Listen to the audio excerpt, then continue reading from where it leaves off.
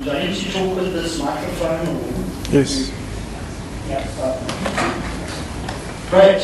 So the afternoon session is really devoted to some of the original architectural aspects of the RAIA project. I'm going to start off by giving a update on where we are with the architectural part of it. I'll just move to the agenda. So I've syndicated out some of the presentations. So I'm going to start off, as I say, talking about some of the context, the objectives, where we are, giving a status report on that. And then I'm going to ask me to present some of the modeling work that he's been doing. This will become a lot clearer once I go into the basic background to the project. And then Derek has kindly agreed to also describe some of the work that he's done as part of the CHIP project, the Collaborative Portal project. And then one of the main features this afternoon is a presentation of HEART. HEART is, as Carl mentioned, it's the Health Enterprise Architecture Repository of Tools. Although I think the name's probably changed now. Rob, I think you'll tell us what the new name is. So it's got a kind of a new name. We're going to spend some time actually on the HEART, or Boris is. It is going to be a demo of it. So we're hoping to get a lot of feedback during the session this afternoon, both on the architectural part of the project, which is entering the sort of final phase, and then also on the HEART itself. I'm also going to speak just very quickly about the Joint Initiative Council and the SKMT, which are two other projects that are ongoing at the moment, and that it's probably useful for us to bring into the way that we are, that as we think going through the rest of this week, as to how RAIA is going to unfold. And just that there's a bit of an ordering problem there, HEART will come at the end. So I'm going to talk about all these things, and then the demonstration will be the last agenda item. Okay, so this is the background to the project. I'm trying to figure out here which of my slides Carl actually stole and presented this morning, which I then have to skip over. It's taking reuse to a whole new level, I see. I think this was one which was...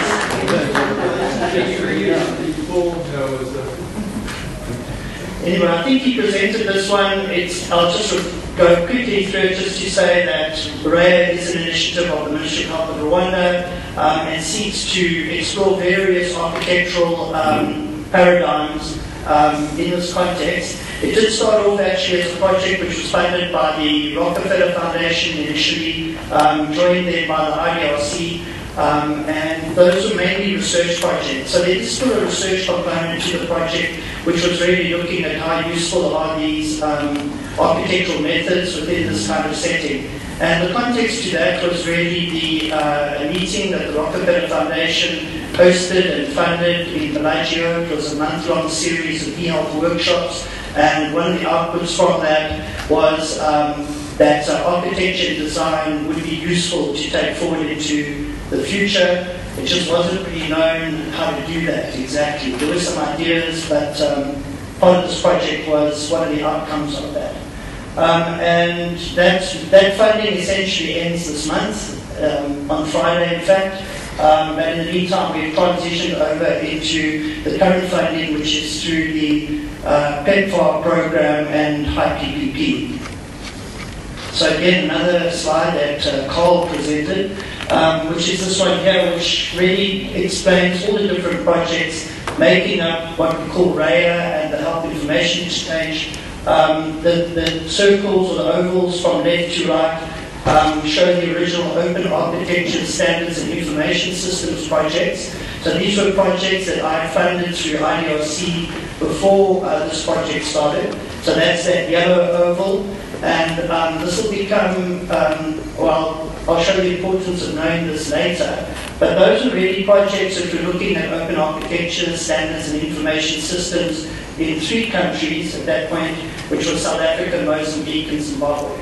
And then the one in the middle was really the Rwanda Health Enterprise Architecture Project, which was an addition to that. So the IBRC funded Oasis 1, and then when they reviewed that grant in the form of Oasis 2, that was where we added Rwanda essentially to the countries that were being supported by that program. And as I say, we'll see how one of the objectives of that is to try and reuse these assets. So these kind of themes are what are guiding us in terms of what we're trying to get out of the so-called architectural aspects of the project.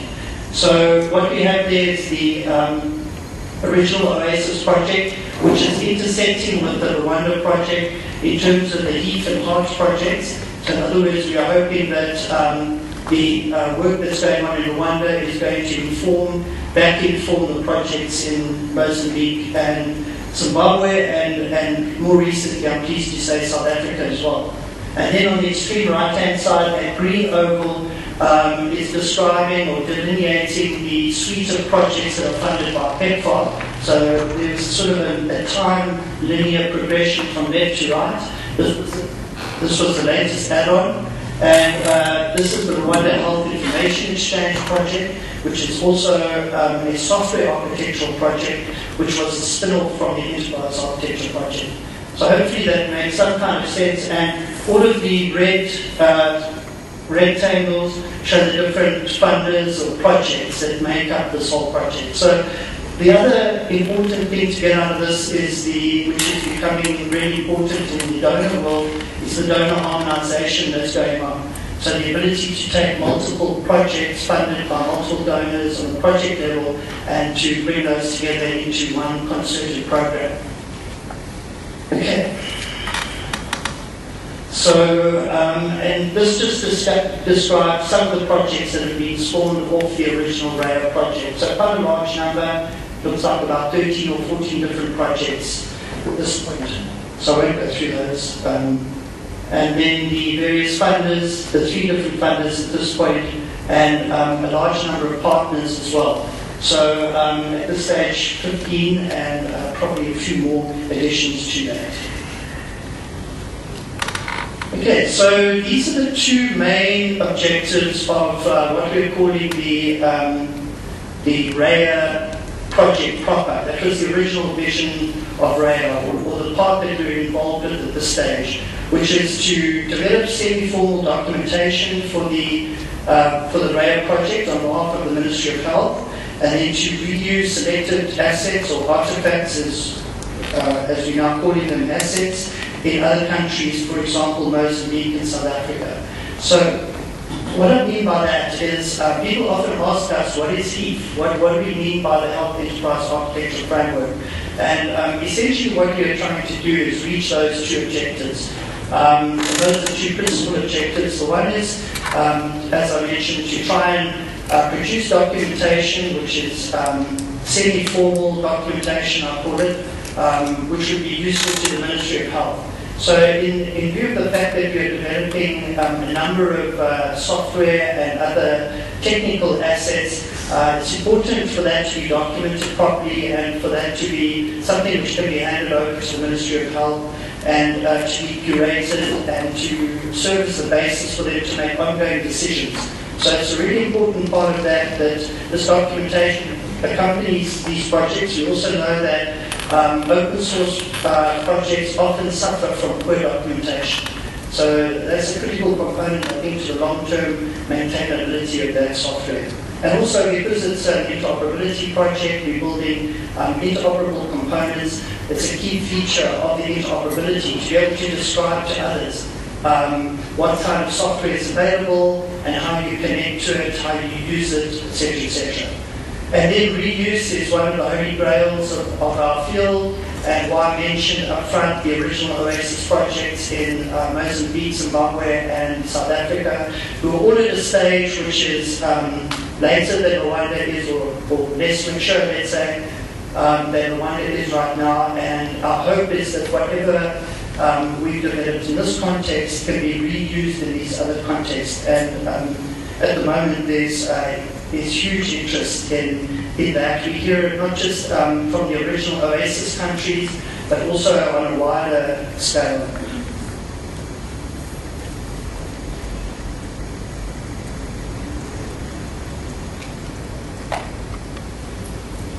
Okay, so David can tell me about animation. But, so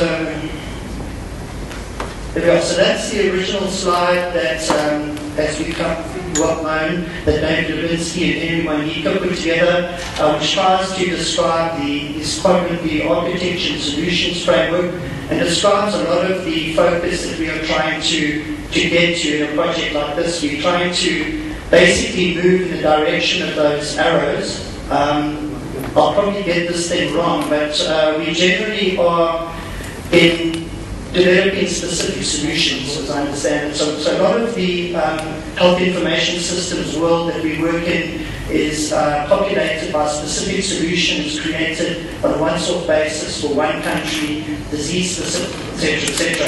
And part of the objective of the architectural project is to try and move through those through those quadrants. So in other words, to try and extract common solutions from specific solutions. So we've seen that already in terms of the facility registry project in Rwanda, is to try and abstract that to get some commonality so that it could be reused.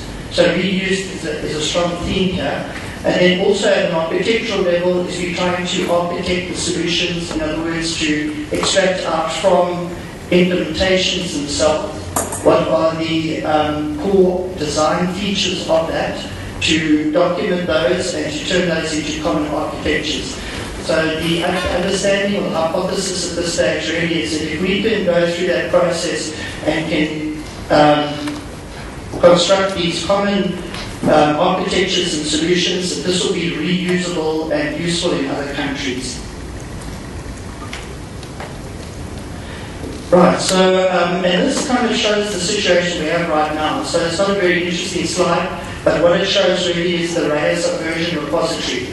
So, and this is probably a more formal version than what we see in most countries. So if you ask a country what assets do they have, what software, what work is to be done, what policies, procedures, etc., generally they use files lying around, sometimes posted on a website, often only hard document copies, etc., etc. At least for the RAIA project, we have them in a Subversion repository. But even still at this stage, that's kind of not very useful to many other people. First of all, not everybody has access to the Subversion repository, but even there, it's like not described in a format that people can readily find it and reuse it. So that's some of the problem that we're trying to address, or that we're trying to get a higher bar than that. The other things that we also trying to put into this context in terms of reuse is we ourselves are trying to reuse some of the architectural frameworks that are out there and that have been hypothesized to be useful in the space. So these are the two principal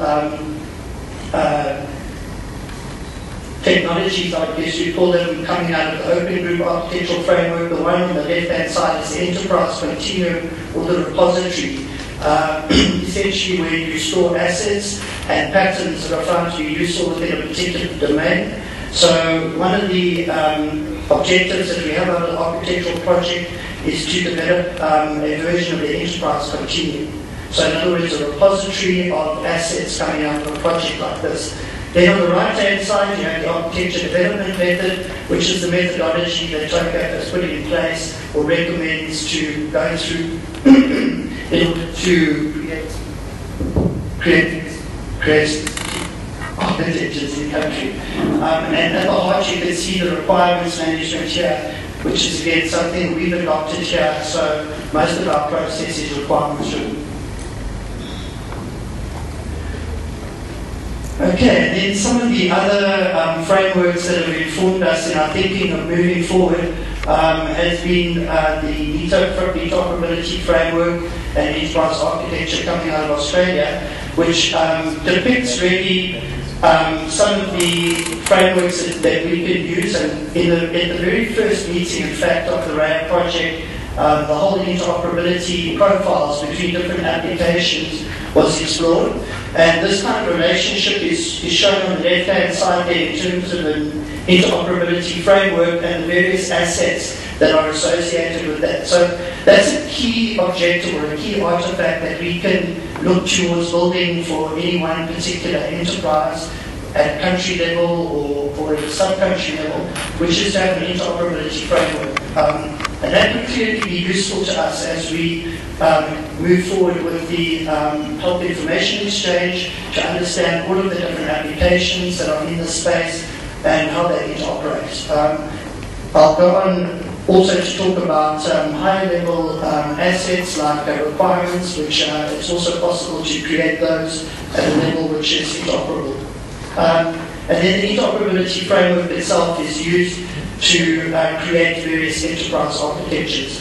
I think also another part of the interoperability framework, I think it's there, is the standards catalog. So another key component that we've been working on in Rwanda, particularly in the early days with Beatrice, now was the suite of standards which are adopted in any one country. And towards the end of the talk, I'll talk about the initiative out of the Joint Initiative Council and the SKMT, which are trying to really make standards more openly available and accessible to low resource settings.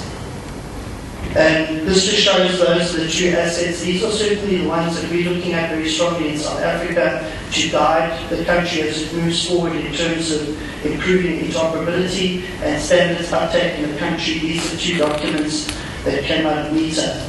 The other thing, of course, are also the patterns of healthcare. So one of the hopes from a project like this is it's an implementation-driven approach, is start looking at the kind of patterns that are coming out. So this was one that we presented at Medin 2 years ago, I think it was, which showed the patterns that were developed in Sierra Leone. And it's very interesting here because, again, you can see that that kind of pattern at a high level actually instantiates itself over and over again.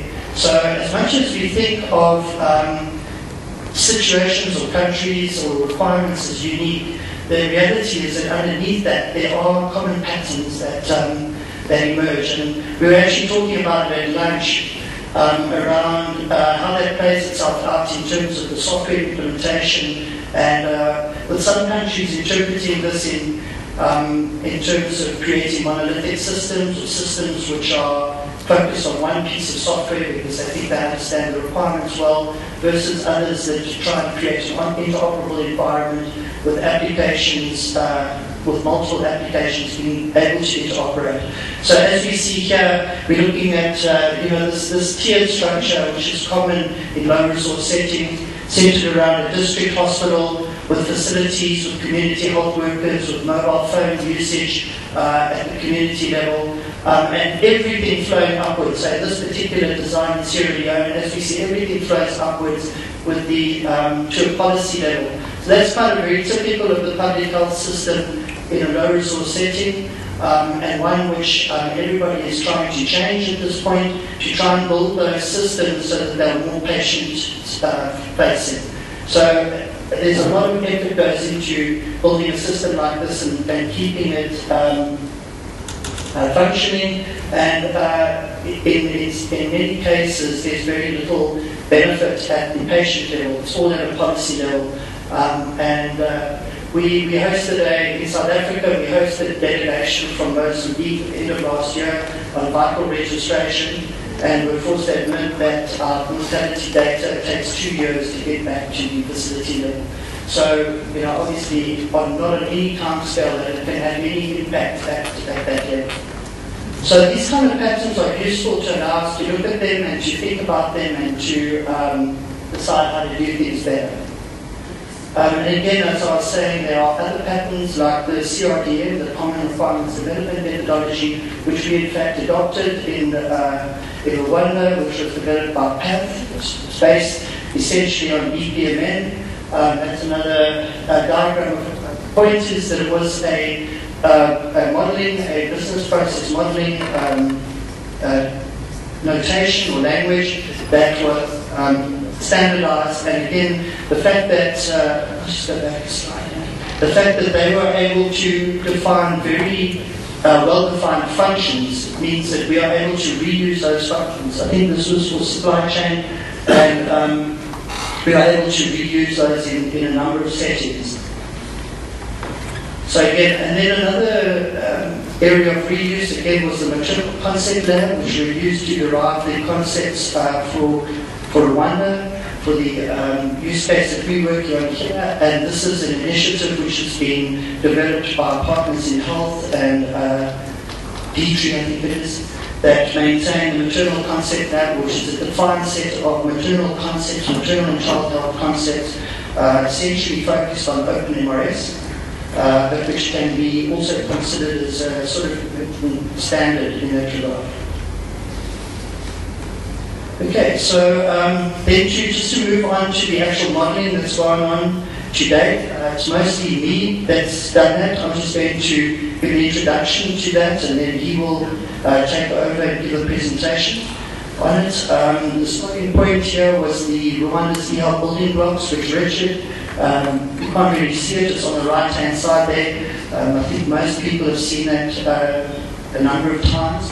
But it really depicted the functional decomposition of the e-health system in Rwanda. And the initial modelling, again, I'm not going to worry about the detail because we can go into this later, but this shows some of the initial work that was done, which was putting this into a semi-formal notation. So the idea here is to put it into a notation that will be useful to other countries and also that will be easier to maintain in-country. So that was the first version of it. This is the second version now, where what we've done is we've adopted a standard language called Archimate, which has been recognized by the Open Group. So this is Archimate, I think it's a standard that they've recommended. So this is the same kind of information represented in a more standard model. And then to say that, again, what we're trying to do, this shows similar information for Mozambique, which is using the same language, but it's also not entirely harmonized with the previous model. But the idea is that as we look at the functional decomposition of the enterprises and the kind of services that are being offered,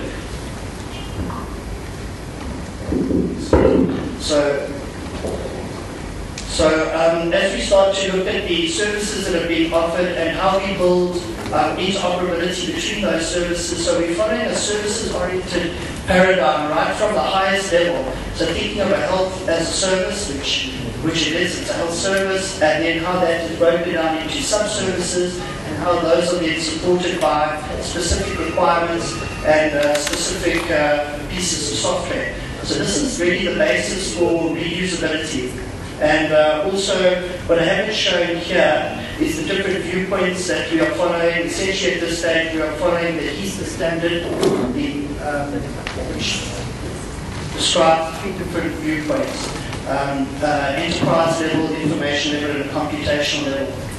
So, and again, as we start to explore those out, in a country like Mozambique over here, we've used this to describe the various systems which make up the national mortality system and the data warehouse. So CISRO over there is the mortality system which has been rolled out throughout Rwanda, and then Modular Basico is the data warehouse. And we see how that is linked all the way back to the national level. And then again,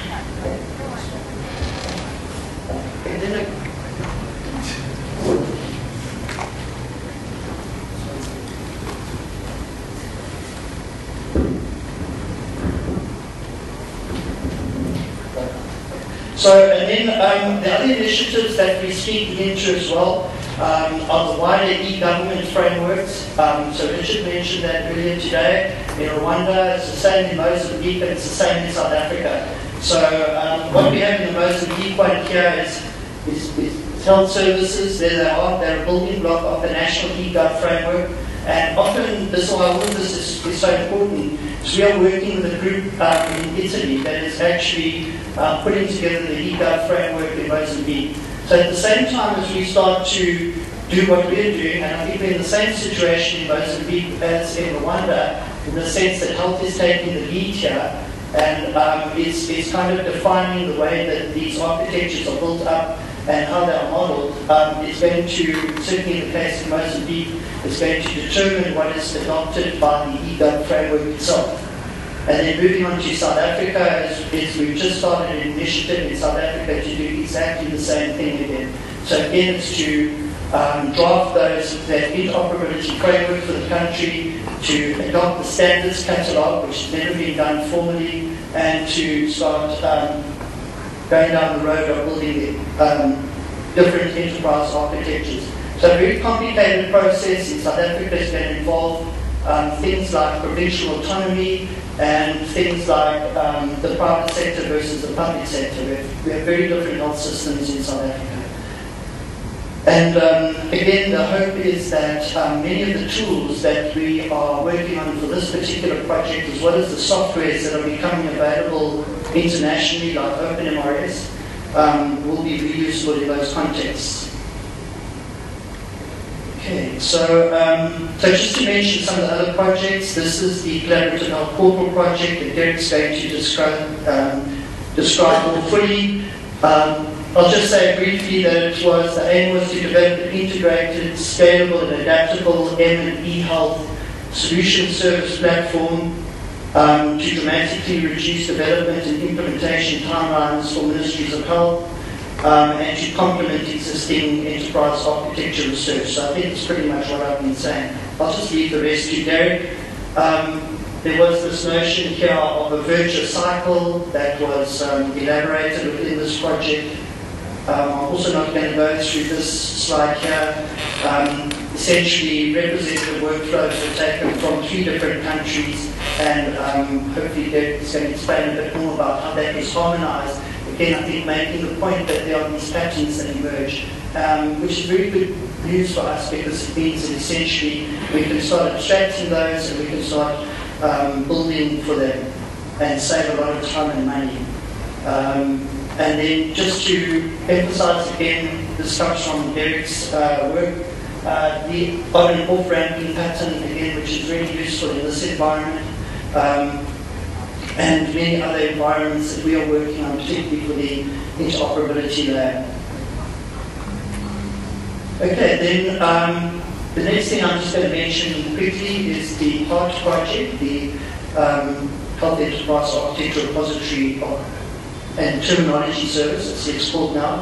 And again, Boris is going to give a demonstration of this after this presentation, so I'm just going to go through it very roughly. That's really the front-end interface of it, and the idea of it is that it's a registry of tools, and it will interface with various repositories. So the Subversion repository that I showed you earlier, that we've accumulated for the RAIA project, this could be seen to be a kind of front end to that. So what it will do, it will register those assets, so where they are simply stored in Subversion and maintained in Subversion, here they will be registered, and you will be able to go in and describe them and elaborate a lot more about them, as well as develop relationships between them and lots of other things.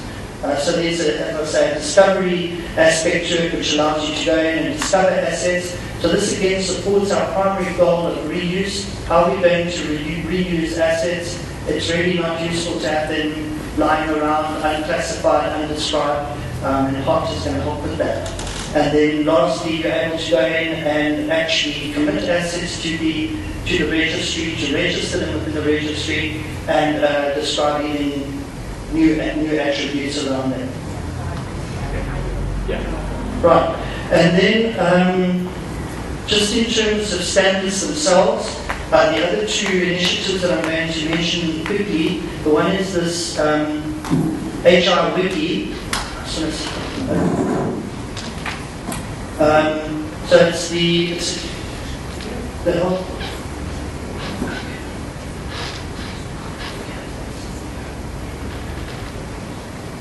Yeah, so this is the HR Wiki, which has recently been put up at the University of Sherbrooke, and which is being elaborated by the group there with support from the, what's it called? The Public Health Task Force is for that, but WHO and WHO, the Public Health Task Force, are supporting this, and they're helping to build this up. I remember this sort of initiative also from the days of Chris Bailey and the Rhodes Project, which was trying to create a registry of standards, and particularly open standards, so standards which could be freely distributed. And I think if I click on the standards users section, yeah, so here they have free standards. So I'm on the website at the moment. And this website gives various information about various standards, so you can navigate through those standards, and there are free standards as well. So if you go in here, you can get more information on that. And here are the various free standards that you can browse through. So the idea is that there's a separate initiative to really build this out as a tool which is almost a registry, a repository of standards, and particularly the free standards. So there's ICD. I was interested to see SNOMED showing up here, and various other ones. SNOMED for low-income countries. So I think this would be a useful resource in the future.